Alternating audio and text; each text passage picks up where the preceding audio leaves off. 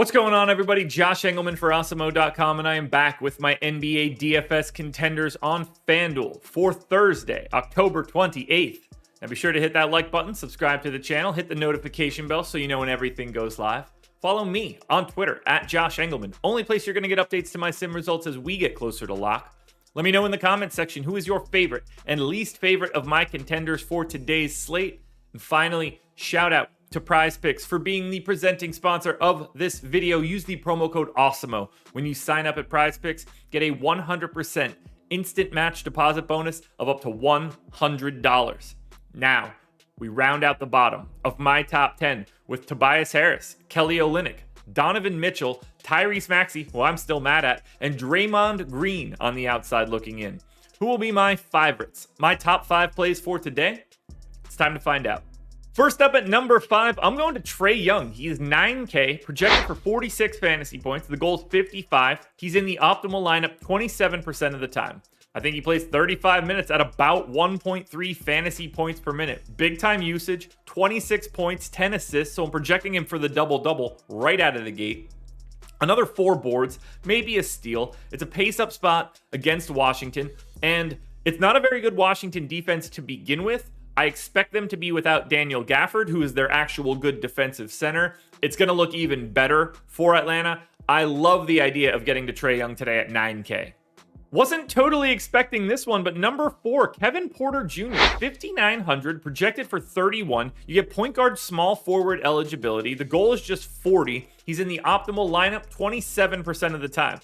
I would not expect to take Houston in a tough matchup against Utah. Pace down, clearly a good D, but 0.9 fantasy points per minute for Porter, 16, 6, and 5. Somebody's got to do something tonight. And I think Kevin Porter Jr., given his role, I mean, we're talking about a 25% usage guy. Given his role on Houston, I just think he's a couple $100 underpriced. And on a day like today, where we only have 6 games, that little bit of value is enough to propel somebody to my number 4 spot.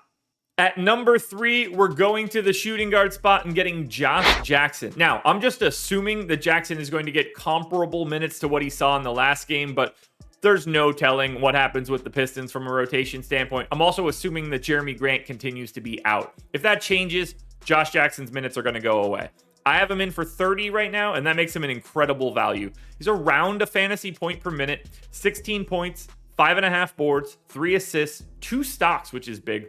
Difficult matchup against Philly. Obviously, anytime that Joel Embiid is actually on the floor, Philly's defense is going to be pretty good. It's a pace down spot as well against Philadelphia. But again, if Josh Jackson is going to play roughly 30 minutes, 4,600 is way too cheap for a guy that gets close to a fantasy point per minute. My preferred pay-up option of the day, Luka Doncic, 10,700, point guard, shooting guard eligibility. He's projected for 55. The goal is 63. He's in the optimal lineup 36% of the time. I am assuming that Kristaps Porzingis does not play today. Front end of a back-to-back. He is questionable already. I don't think that matters all that much for Luka. We've seen in the past, all through last year and previous years, Luka's fantasy points don't really change whether KP is on or off, but either way, I love the ceiling for Luka today. 1.57 fantasy points per minute, projected for 39 and 9, a stock and a half, a slight pace up spot against San Antonio. I just like everything there is here. If I'm paying up for anyone on this slate, it's Luka Doncic. Now, before we get to that number 1 contender, one last reminder to hit that like button, subscribe to the channel, hit the notification bell so you know when everything goes live. Go to Twitter, follow me at Josh Engleman. Only place you're getting updates to my sims as we get closer to lock. I need you to let me know in the comments section who your favorite and least favorite contenders are for today. And one last shout out to PrizePicks for being the presenting sponsor. Closing it out with today's unquestioned number 1 contender, power forward center eligible Montrezl Harrell, 5,600, projected for 35. The goal is only 38. He's in the optimal lineup 43% of the time. Daniel Gafford got dinged up yesterday. I'm not expecting him to play. They don't really have other centers on the team, at least yet. I don't think Rui plays, and Thomas Bryant is 2 months away. So Montrezl Harrell is going to play about 32 minutes, and he's priced like he's the backup center. 1.1 fantasy points per minute, 16, almost 10 boards, 2 assists, a steal, a block. All of it looks good. It is a pace down spot against Atlanta. That doesn't matter at all. It's not the best matchup either. I mean, Clint Capella is good. Montrezl Harrell is set to play, I don't know, call it 8 minutes more than you would normally expect. He smashed last night, and I expect him to do so again. Montrezl Harrell is the #1 contender for today.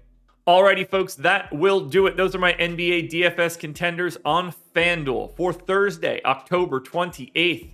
DraftKings version of this video is around here somewhere. Check it out. Make sure you're catching the Process Show, 6:30 a.m. Monday through Friday. NBA Strategy Show, 10 a.m. Monday through Friday. That's it. That's all I've got for you guys today. I will be back again tomorrow morning for another edition of the Contenders. Good luck tonight.